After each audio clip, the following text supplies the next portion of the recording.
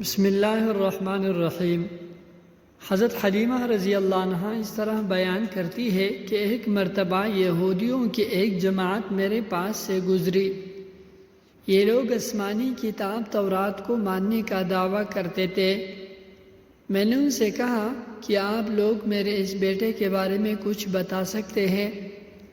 ساتھ ہی میں نے حضور اکرم صلی اللہ علیہ وسلم کی پیدائش کے بارے میں انہی تفصیلات سنائے۔ یہودی تفصیلات سن کر آپس میں کہنے لگے، اس بچے کو قتل کر دینا چاہیے۔ یہ کہہ کر انہوں نے پوچھا، کیا یہ بچہ یتیم ہے؟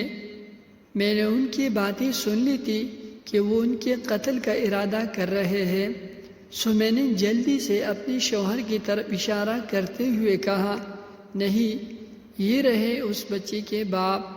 تب انہوں نے کہا، اگر یہ بچہ یتیم ہوتا تو ہم ضرور اسے قتل کر دیتے۔